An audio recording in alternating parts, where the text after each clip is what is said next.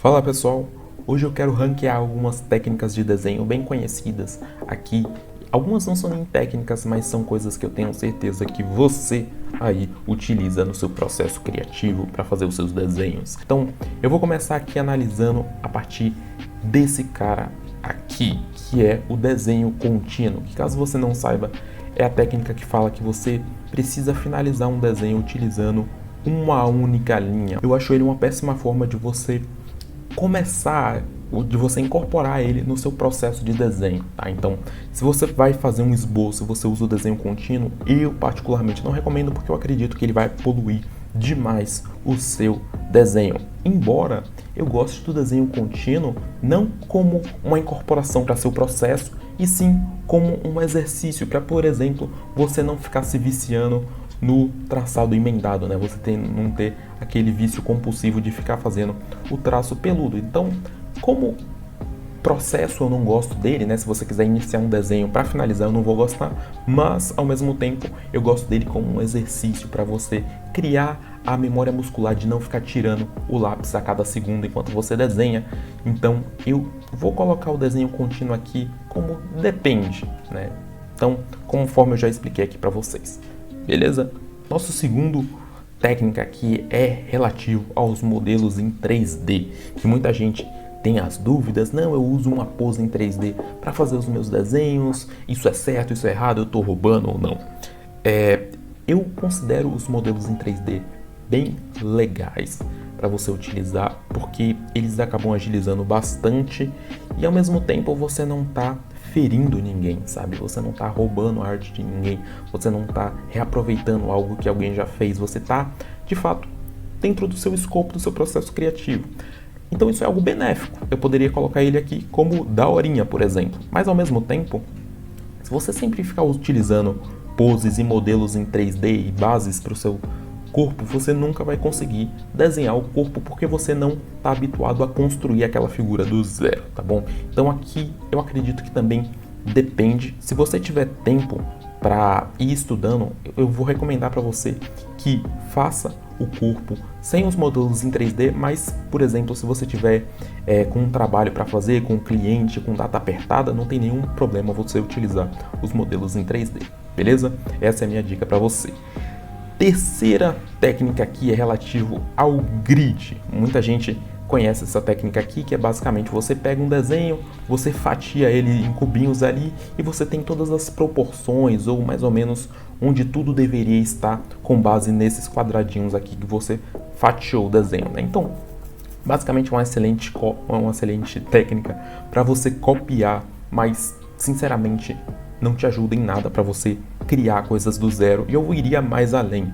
Eu acho que essa técnica é uma técnica que, além de te viciar de uma forma errada, a você olhar os objetos, a sua referência de uma forma bidimensional, a partir do momento que você fatia o plano da imagem, né, o quadro que você está enxergando, e você não pensa nas figuras tridimensionalmente, eu acredito que essa técnica ela é boa para quem tem o propósito único e exclusivo de copiar coisas, e ela sinceramente não te ajuda em nada a criar coisas do zero. Então eu vou colocar ela aqui como Xerox. Eu, por exemplo, não recomendo ela em nenhum momento para meus alunos, tá?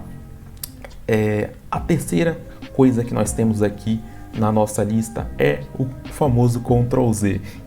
Já vi muita gente reclamando disso daqui, falando que desenhar no digital é mais fácil porque você tem o Ctrl Z. Em partes isso é verdade, mas eu acho que essa é uma facilidade que ela vem para somar, porque embora você dê o Ctrl Z e você cometa um erro e você volte no tempo, você ainda está dentro do seu escopo de possibilidades, entende?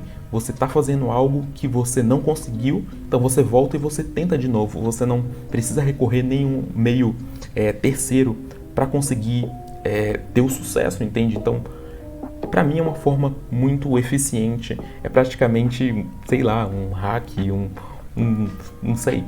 Eu realmente não tenho palavras para descrever o Ctrl Z. Eu acho ele extremamente benéfico e eu vou colocar ele aqui no ranking S. Próxima coisa aqui são essas duas mulheres aqui. Isso daqui eu me esqueci do que era. Isso daqui são referências, tá? Eu já expliquei para vocês a diferença entre cópia e referência, eu tenho um vídeo só falando sobre isso, mas eu gosto bastante de você utilizar referências desde que você não copie 100% a sua referência, você utilize elas você utilize um conjunto de referências, por exemplo, e vá montando a sua ilustração com base em várias referências, ou então você utilize uma referência para se inspirar. Então, eu realmente acho que a utilização de referências, se você não estiver fazendo um trabalho 100% de reproduzir ela fielmente, sem saber sequer o que você está desenhando, se você não faz isso e você utiliza de uma forma para se inspirar e para se guiar, eu acredito que utilizar referências são coisas extremamente benéficas. Beleza? Quarta coisa é relativo aos brushes. Isso daqui é bem polêmico porque o pessoal sempre pensa assim, tipo, caramba, será que eu utilizar um brush? Deixa eu tentar achar aqui algo para exemplificar para vocês. Tem brush de diversos tipos, né? Tem brush de explosão, tem brush que imita vegetação, tem brush que imita as nuvens, tem brush para fazer corrente, tem brush para fazer árvore. Enfim, acho que vocês já entenderam. A questão das brushes é que algumas vão servir genuinamente para te poupar tempo e não tem nada de errado com isso. E tem outras brushes que elas são basicamente referências que você aplica direto no seu desenho, né? Então, aqui eu iria pela mesma lógica das referências. Eu acredito que se você está fazendo e algo para te poupar tempo, eu acho benéfico, é algo que vai economizar teu tempo, mas se é algo que você usa porque você não sabe fazer, né? Se você pega um brush, por exemplo, de uma cidade pronta e taca lá no seu desenho, eu acredito que isso sim é nocivo para o seu desenvolvimento. Então eu vou colocar os brushes como depende aqui. Referente à ferramenta de simetria, tem muita gente que gosta de utilizar essa ferramenta. Também é uma questão de você poupar tempo, mas eu sinto que essa ferramenta de simetria, se você não utilizar ela bem, seu desenho ele pode acabar ficando estranho, especialmente nos olhos, né? Tem uns olhos que eles normalmente ficam vesgos ou tipo, ficam estranhos. Além do que, nosso corpo e formas orgânicas, elas não são 100% simétricas, né? Tem algumas pequenas assimetrias, então eu também colocaria no depende aqui. Se você não souber utilizar, com certeza ele vai vir para cá, mas eu acredito que se você aplicar a ferramenta de simetria e você ir colocando alguns pequenos ajustes e colocando um pouco de variedade para não parecer tão simétrico, acredito que seja uma boa ferramenta sim, tá bom? Próxima técnica é referente ao tracing. Tem gente que gosta de utilizar tracing para estudar, por exemplo, traços e afins. Eu sinceramente não vejo... eu acho que é um desperdício de tempo você utilizar tracing, sendo que você pode gastar, por exemplo, 30 minutos que você está fazendo um tracing com exercícios que eles vão agregar muito mais coisas dentro das suas capacidades, sabe? É uma realocação de tempo que eu considero não legal se você treinar o tracing, porque é só um exercício mecânico, né? Você fica ali passando a linha por de cima de outras linhas e é muito fácil de você perder o seu foco no que você estava fazendo e você se desconcentrar e você ir simplesmente decalcando mecanicamente. Então, o tracing eu só recomendo ele caso você não tenha nenhuma pretensão profissional com desenho. Se você quiser fazer tracing por diversão, porque você acha terapêutico, faça, mas sinceramente você não vai aprender nada com isso. É a minha opinião. Próximo aqui, eu coloquei a foto desse PC Gamer aqui, mas isso daqui é um estabilizador de traço que eu não achei nenhuma imagem melhor para colocar e eu coloquei isso aqui. Mas basicamente, sobre o estabilizador de traço, eu tenho uma opinião bem polêmica, que é de que você não deve delegar uma coisa que você deveria saber fazer para o software, né, para o programa que você está utilizando.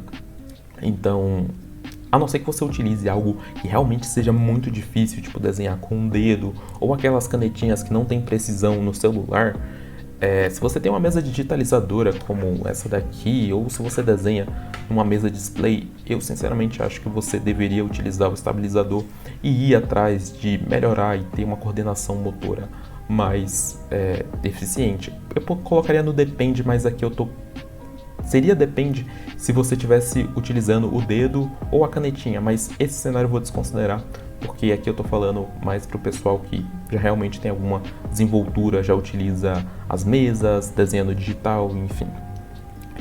Próxima técnica de desenho é relativo ao grayscale, né? A escala de cinza. Você pintar primeiro os valores e depois você aplicar a matriz e a saturação no seu desenho. Eu gosto muito dessa técnica porque eu acredito que as cores, elas são um fundamento extremamente complexo e robusto e difícil. Ele é muito subjetivo também, tem várias nuances das cores.